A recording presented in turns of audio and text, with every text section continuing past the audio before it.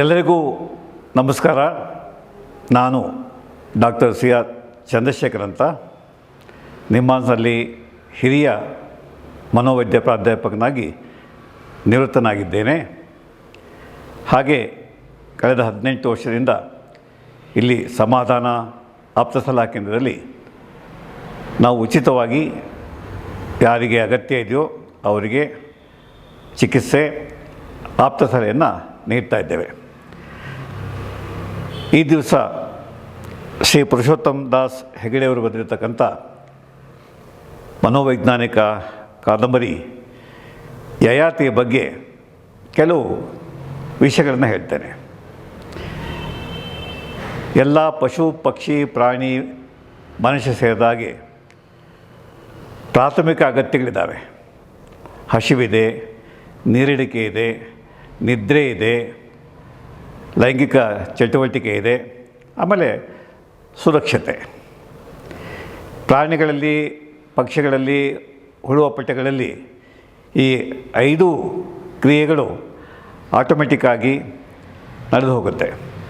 ಯಾಕೆಂದರೆ ಅವರ ಪುಟ್ಟ ಬ್ರೈನಲ್ಲಿ ಈ ಎಲ್ಲ ಪ್ರೋಗ್ರಾಮಿಂಗ್ ಮೊದಲೇ ನೇಚರ್ ಬರೆದ್ಬಿಟ್ಟಿರುತ್ತೆ.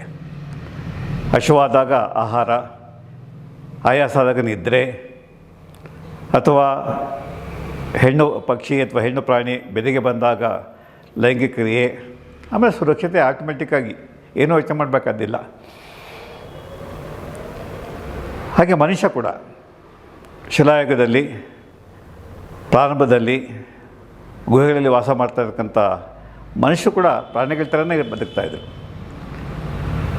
ಒಂದು ವ್ಯತ್ಯಾಸ ಅಂತಂದರೆ, ಮನುಷ್ಯನಿಗೆ 24 ಗಂಟೆ 7 ದಿವಸ ಇಡೀ 300 ದಿವಸ ಲೈಂಗಿಕ ಆಸೆ ಇರುತ್ತೆ. ಪ್ರಾಣಿಗಳಾಗೆ ಅವಧಿಗೊಂದ್ಸರಿ ಬರೋಲ್ಲ. ಹಾಗಾಗಿ ಶುರುವಿನಲ್ಲಿ ಗುಂಪು ಲೈಂಗಿಕ ಚಟುವಟಿಕೆ ಯಾರು ಸಿಕ್ಕರವರು, ಮದುವೆ ಅಂತ ಕಾನ್ಸೆಪ್ಟ್ ಇಲ್ಲ, ಪತಿ ಪತ್ನಿ ಕಾನ್ಸೆಪ್ಟ್ ಇಲ್ಲ. ಹಾಗೆ ಹುಟ್ಟಿದ ಮಕ್ಕಳು ಸಮುದಾಯದ ಮಕ್ಕಳು. ಕ್ರಮೇಣ ಈ ವ್ಯವಸ್ಥೆ ಬದಲಾವಣೆಯಾಗಿ ಮದುವೆ ಅಂತಕ್ಕಂಥದ್ದು ಬಂತು. ಒಬ್ಬನಿಗೆ ಒಬ್ಬಳೇ ಹೆಂಡತಿ, ಒಬ್ಬಳಿಗೆ ಒಬ್ಬನೇ ಗಂಡ ಅಂತಕ್ಕಂಥ ನಿಯಮವನ್ನು ಸಮುದಾಯದ ದೃಷ್ಟಿಯಿಂದ, ಸಮಾಜದ ದೃಷ್ಟಿಯಿಂದ ರೂಪಿಸ್ಕೊಂಡ್ರು ನಾಗರಿಕತೆ ಬೆಳೆದಾಗೆ. ಆದರೆ ಪುರುಷನಲ್ಲಿ ಈ ಒಂದು ನಿಯಮ ಭಂಗವಾಗುತ್ತೆ ವಿನಃ ಫಾಲೋ ಆಗೋದು ಭಾಳ ಅಪರೂಪ. ಯಾಕಂದರೆ 24 ಗಂಟೆ ರೆಡಿ ಅವನು ಲೈಂಗಿಕ ಮಾಡಲಿಕ್ಕೆ, ಅದನ್ನು ಬರ್ತಕ್ಕಂಥ ಸಂತೋಷವನ್ನು ಅನುಭವಿಸೋದಕ್ಕೆ. ಹದಿವಯಸ್ಸಿನಿಂದ 40-45 ತನಕನೂ ಲೈಂಗಿಕ ಕ್ರಿಯೆ ಅತ್ಯುನ್ನತ ಮಟ್ಟದಲ್ಲಿ ತೃಪ್ತಿಯಾಗುವಾಗೆ ನಡೆಯುತ್ತೆ. ಇದಕ್ಕೆ ಮೂಲ ಕಾರಣ ನಮ್ಮ ಮೆದುಳಿನಲ್ಲಿ ಲಿಂಬಿಕ್ ವ್ಯವಸ್ಥೆ ಅಂತ ಇದೆ. ಹೈಪೋಥಾಲಮಸ್ಸು, ಅಮೆಗ್ಡಿಲಾ ಇತ್ಯಾದಿ ಸಣ್ಣ ಸಣ್ಣ ಭಾಗಗಳು. ಅವು ಹಸಿವನ್ನು ಯಾವಾಗ ಹಸಿವಾಗಬೇಕು, ಎಷ್ಟು ತಿನ್ನಬೇಕು ಅಂತ ನಿಯಂತ್ರಣ ಮಾಡುತ್ತೆ. ನಿದ್ರೆ ಎಷ್ಟು ಮಾಡಬೇಕು, ಹೇಗೆ ಮಾಡಬೇಕು, ಹಾಗೆ ಲೈಂಗಿಕ ಕ್ರಿಯೆ ಯಾವಾಗ ಮಾಡಬೇಕು, ಏನು ಮಾಡಬೇಕು, ನಿಯಂತ್ರಣ ಇದೆ. ಈ ನಿಯಂತ್ರಣವನ್ನು ಮೆದುಳಿನ ಫ್ರಂಟಲ್ ಲೋಬ್, ಮೆದುಳು ಮುಂಭಾಗ ನಿಯಂತ್ರಿಸುತ್ತೆ. ನನಗೆ ಲೈಂಗಿಕ ಕ್ರಿಯೆ ಮಾಡಬೇಕು ಅಂತ ಆಸೆ ಆಗುತ್ತೆ, ಮಾಡಬೇಕಾ, ಈಗ ಹಗಲೊತ್ತಿನಲ್ಲಿ ಮಾಡಬೇಕಾ, ಹೆಂಡತಿ ಇಲ್ಲಿ ಹೋದರೆ ಬೇರೆ ಹೆಂಗಸಿನ ಜೊತೆ ಮಾಡಬೇಕಾ, ಅಥವಾ ಸ್ತ್ರೀಗೆ ಪರಪುರುಷರೊಂದಿಗೆ ಲೈಂಗಿಕ ಕ್ರಿಯೆ ಮಾಡಬೇಕಾ, ಈ ವಿವೇಚನೆ ಮನುಷ್ಯ ಬೆಳೆಸ್ಕೊಳ್ತಾನೆ. ಆದರೆ ರಾಮಾಯಣ ಕಾಲದಿಂದ ಹಿಡಿದು ಮಹಾಭಾರತ ಕಾಲದಿಂದ ಹಿಡಿದು ಎಲ್ಲ ಕಾಲಗಳಲ್ಲೂ ಪುರುಷ ಸ್ವಚ್ಛಂದ ಪ್ರವೃತ್ತಿ, ಬೇಕು ಅಂದಾಗ ಬೇಕು ಅಷ್ಟೇ. ಹಾಗೆ ಸ್ತ್ರೀಯನ್ನು ಒಂದು ಭೋಗವಸ್ತುವಾಗಿ ಉಪಯೋಗ ಮಾಡ್ತಕ್ಕಂಥದ್ದು ಈ ಪ್ರವೃತ್ತಿ ನಾವು ಕಾಣ್ತಾ ಹೋಗ್ತೇವೆ. ಸೈರೇಂದ್ರಿಯನ್ನು ಮೋಹಿಸಿ ಅವ್ರ ಜೊತೆ ಕೂಡಬೇಕು ಅಂತ ಕಿಚಕ ಬರ್ತಾನೆ, ಸಾಯ್ತಾನೆ. ಮಂಡೋದರಿ ಅಂತ ಭಾಳ ಸುಂದರಿಯಾದ ಹೆಂಡತಿ ಇದ್ದರೂ ಕೂಡ, ಪತಿವ್ರತೆ ಹೆಂಡತಿ ಇದ್ದರೂ ಕೂಡ ರಾವಣ ಸೀತೆನ ಹೊತ್ಕೊಂಬರ್ತಾನೆ, ನಾನು ಮದುವೆಯಾಗು ಅಂತ ಪೀಡಿಸ್ತಾನೆ. ಅಥವಾ ದ್ರೌಪದಿಯನ್ನು ತುಂಬಿದ ಸಭೆಯಲ್ಲಿ ವಸ್ತ್ರಾಪಹರಣ ಮಾಡಿ ಮಾನಭಂಗ ಮಾಡಲಿಕ್ಕೆ ದುಶ್ಯಾಸನ ಪ್ರಯತ್ನ ಮಾಡ್ತಾನೆ. ಅದಕ್ಕೆ ದುರ್ಯೋಧನನ ಅಪ್ಪಣೆ. ಹೀಗೆ. ಅಥವಾ ನಮ್ಮ ದೇವಲೋಕದ ಇಂದ್ರ ದೇವರಾಜ, ಆದರೆ ಅವನಿಗೆ ಲೈಂಗಿಕತೆಯಲ್ಲಿ ಯಾವ ಹತೋಟಿಯೂ ಇಲ್ಲ. ಇಡೀ ಗಣಿಕ ಮಹಿಳೆಯರು, ರಂಬೆ, ಊರ್ವಶಿ, ತಿಲೋತ್ತಮೆ, ಅವರು ಯಾರ ವಸ್ತು ಆದರೂ ಆಗುವುದು. ವಿಶ್ವಾಮಿತ್ರ ತಪಸ್ಸು ಬಂದಾಗ ಮೇನಿಕೆ ಬರ್ತಾರೆ ಅವನು ತಪಸ್ಸು ಭಂಗ ಮಾಡಲಿಕ್ಕೆ. ತಪಸ್ಸು ಬಿಟ್ಬಿಟ್ಟು, ಬ್ರಹ್ಮರ್ಷಿ ಆಗೋ ಆಸೆ ಬಿಟ್ಬಿಟ್ಟು ಶಕುಂತಲೆಯಿಂದ ಮೇನಿಕೆಯಿಂದ ಹೊರಡ್ತಾನೆ. ಹೀಗೆ ಮನುಷ್ಯನಿಗೆ 5,000 ವರ್ಷಗಳ ಇತಿಹಾಸ ಇದೆ. ಪುರುಷನಿಗೆ ಈ ಲೈಂಗಿಕ ಸಾಮರ್ಥ್ಯ ಯಾವಾಗಲೂ ಒಂದೇ ಥರ ಇರಬೇಕು. 18, 19 ಎಷ್ಟು ತೀವ್ರವಾಗಿರುತ್ತೋ 50, 60, 70 ತೀವ್ರವಾಗಿರಲೇಬೇಕು.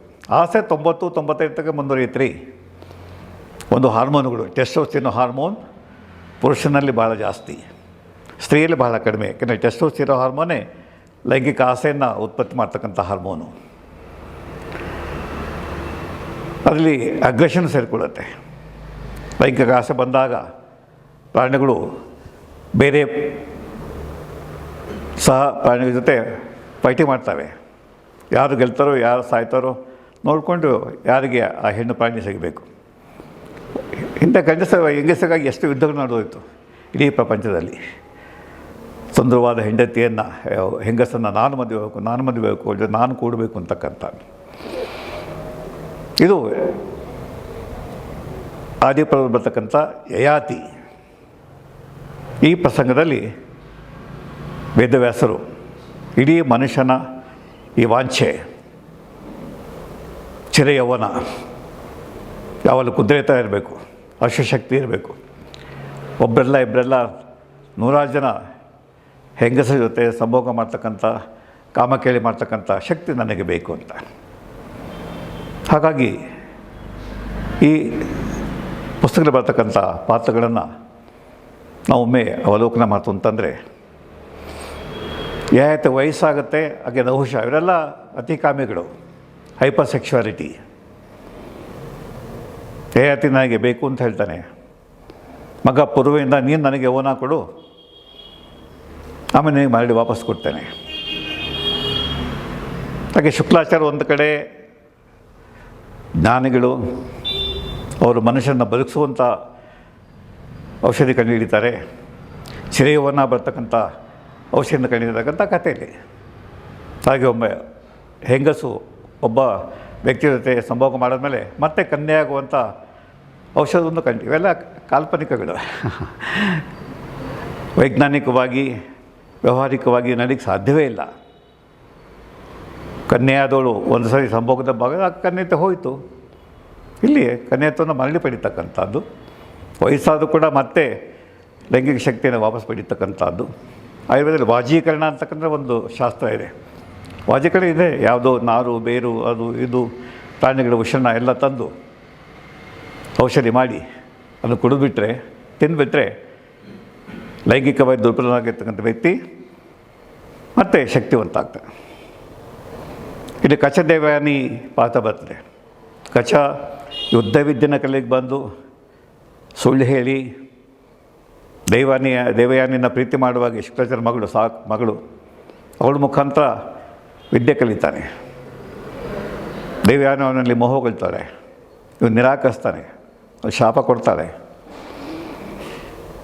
ನಂತರ ಶರ್ಮಿಷ್ಠೆ ಬರ್ತಾಳೆ. ಶರ್ಮಿಷ್ಠೆ ಜೊತೆಲಿ ಇವನಿಗೆ ಮದುವೆ ಆಗುತ್ತೆ. ಆದರೆ ದೇವಯಾನಿ ಹಠಮಾರಿ, ಸ್ವಾರ್ಥಿ, ಶರ್ಮಿಷ್ಠೆ ಉದಾರಿ. ಪಟ್ಟಮಹಿಷಿ ಆಗುವಂಥ ಅವಕಾಶವನ್ನು ದೇವಯಾನಿ ಕೊಟ್ಟು ಇಬ್ಬರು ಒಬ್ಬನ್ನೇ ಮದುವೆ ಆಗ್ತಾರೆ. ಹಾಗೆ ಇದಕ್ಕೆ ಆಪೋಸಿಟ್, ಯಯಾತಿಗೆ ಆಪೋಸಿಟ್ ಯತಿ. ಅವನೇ ರಾಜ ಆಗಬೇಕು, ಮದುವೆ ಬೇಡ ಅಂತಾನೆ. ಆಧ್ಯಾತ್ಮ ಸನ್ಯಾಸತ್ವ ಸ್ವೀಕಾರ ಮಾಡ್ತಾನೆ.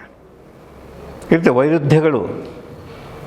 ಹಾಗೆ ಯಯಾತಿಗೆ ಹುಟ್ಟಿದಂಥ ಮಾಧವಿ ಅತ್ಯಂತ ಸುಂದರಿ, ಅದೇ ಕಾಡಿನ ಹುಡುಗಿ.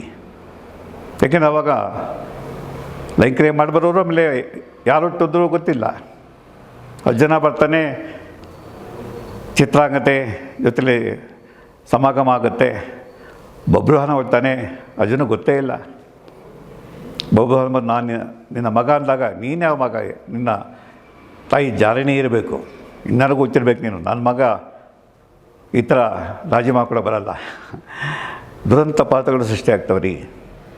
ಹಾಗಾಗಿ ಈ ಕಾದಂಬರಿನಲ್ಲಿ ಈ ಎಲ್ಲ ಪಾತ್ರಗಳನ್ನ ಇಟ್ಕೊಂಡು ಒಂದು ಕಡೆ ಕಚ ಮತ್ತು ದೇವಯಾನಿ, ಹಾಗೆ ಯಯಾತಿ, ಅವನಿಗಿಬ್ಬರು ಹೆಂಡರು, ಆದರೆ ಎಷ್ಟು ಜನ ಜೊತೆ ಮಲಗಿದ್ನೋ ಗೊತ್ತಿಲ್ಲ.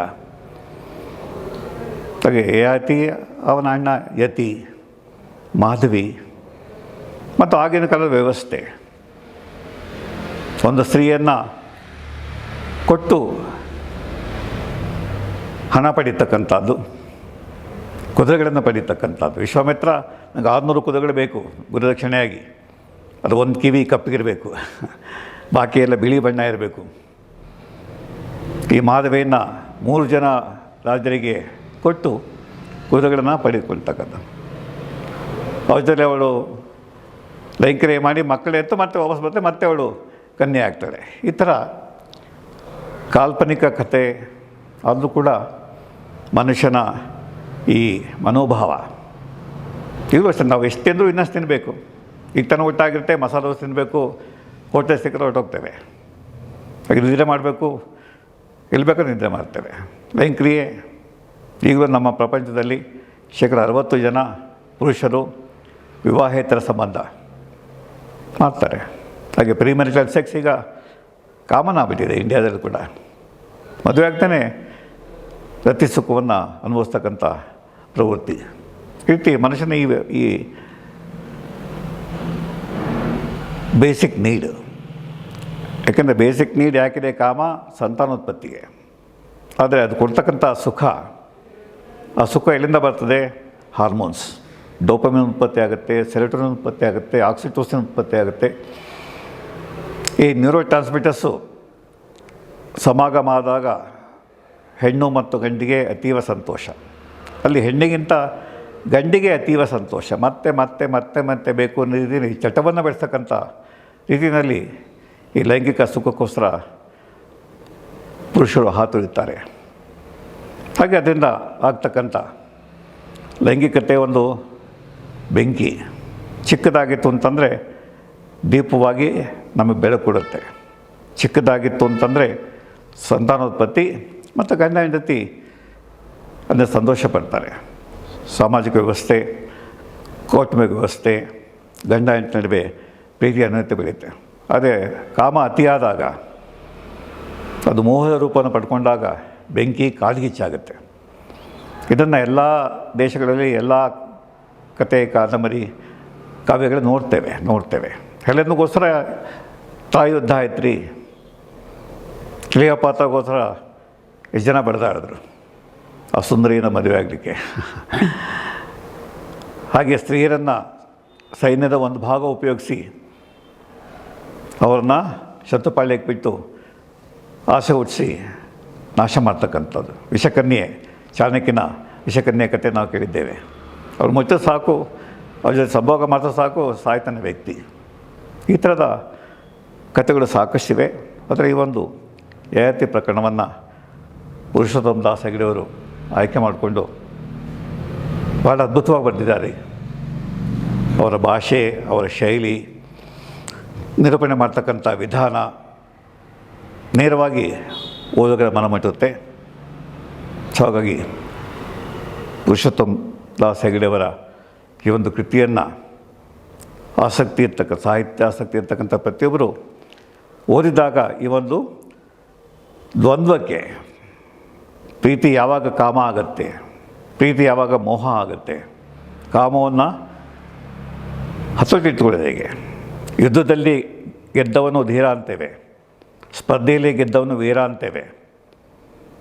ಆದರೆ ಇಲ್ಲಿ ಯಾರು ಇಂದ್ರಿಯವನ್ನು ಗೆಲ್ತಾರೆ, ಕಾಮವನ್ನು ಗೆಲ್ತಾರೆ, ಅವನೊಬ್ಬನೇ ಧೀರ, ಅವನೊಬ್ಬನೇ ವೀರ. ಇಡೀ ನಮ್ಮ ಪುರಾಣ ಕಥೆಗಳಲ್ಲಿ ಶಿವನೊಬ್ಬನೇ ಕಾಮವನ್ನು ಗೆದ್ದವನು. ಮನ್ಮಥನನ್ನು ಸುಟ್ಟಾಕ್ತಾನೆ. ಆಮೇಲೆ ಪುನಃ ರಾಜಿಯಾಗಿ ಪಾರ್ವತಿಯನ್ನು ಮದುವೆ ಆಗ್ತಾನೆ. ಆಮೇಲೆ ಸಂಸಾರಿ ಆಗ್ತಾನೆ. ಆದಿದಂಪತಿಗಳು, ಶಿವಪಾರ್ವತಿಗಳು ಆದಿದಂಪತಿಗಳು. ಆದರೆ ಪಾರ್ವತಿನ ಮೊದಲು ದಾಕ್ಷಾಯಿಣಿ ಇರ್ತಾಳೆ, ಅವಳು ಆತ್ಮಹತ್ಯೆ ಮಾಡ್ಕೊಳ್ತಾಳೆ. ಈ ಥರದ ಕಥೆಗಳ ಮುಖಾಂತರ ನಮ್ಮ ಹಿರಿಯರು, ಮುಖ್ಯವಾಗಿ ವಾಲ್ಮೀಕಿ ಹಾಗೆ ವೇದವ್ಯಾಸರು, ಮುಖ್ಯವಾಗಿ ಮಹಾಭಾರತ ಎಲ್ಲ ಪಾತ್ರಗಳು ಬರುತ್ತೀರಿ, ಎಲ್ಲ ಸಮಸ್ಯೆಗಳು ಬರುತ್ತೀರಿ. ಮನುಷ್ಯನ ದೌರ್ಬಲ್ಯ, ಮನುಷ್ಯನ ಗಾಂಭೀರ್ಯತೆ, ಅವನ ದೈವತ್ವ ಎಲ್ಲೂ ಹಲವು ಪಾತ್ರಗಳಲ್ಲಿ ಹಂಚಿ ಹೋಗಿದೆ. ಅದು ಯಾವ ಪಾತ್ರದಲ್ಲಿ 100% ಪರ್ಫೆಕ್ಟ್ ಇಲ್ಲ. ಇವನು ವಿದೂಷಣ ಪಾತ್ರ ಪರ್ಫೆಕ್ಟ್ ಇಲ್ಲ. ಸ್ವರ್ಗಕ್ಕೆ ಹೋಗಿ ಬಾಗಿಲು ತೆಗೆದು ನಿಮ್ಮ 4 ಜನ ತಮ್ಮಂದಿರು ಮತ್ತು ದ್ರೌಪದಿ ಈಗಾಗಲೇ ಸ್ವರ್ಗವನ್ನು ಸೇರಿದ್ದಾರೆ, ಅವರು ಸತ್ತು ಹೋಗಿದ್ದಾರೆ. ನೀನು ಸಶರೀರವಾಗಿ ಸ್ವರ್ಗಕ್ಕೆ ಬಂದೀಯ, ನನಗೆ ಸ್ವರ್ಗಕ್ಕೆ ಎಂಟ್ರಿ ಇಲ್ಲ. ತಪ್ಪು ಮಾಡಿದ್ದೀಯಾ. ಸುಳ್ಳು ಹೇಳಿ ದ್ರೋಣಾಚಾರ್ಯರ ಸಭೆಗೆ ಕಾರಣ ಆಗಿದ್ದೆ. ನರಕದ ಮುಖಾಂತರ ಆಮೇಲೆ ಹಾಗೆ ವಿದೂಷಣ ಹಾಗೆ ಅವನು ಜೂಜಾಡಿ ಎಲ್ಲವನ್ನೂ ಕಳೆದುಕೊಂಡು ಮತ್ತೆ ಬರ್ತಾರೆ. ಅದರಿಂದ ಈ ಒಂದು ಕೃತಿ ಉತ್ಕೃಷ್ಟವಾಗಿದೆ, ಅದ್ಭುತವಾಗಿದೆ. ಲೇಖಕರಿಗೆ ನಾನು ಅಭಿನಂದನೆ ಸಲ್ಲಿಸ್ತೇನೆ. ನಮಸ್ಕಾರ.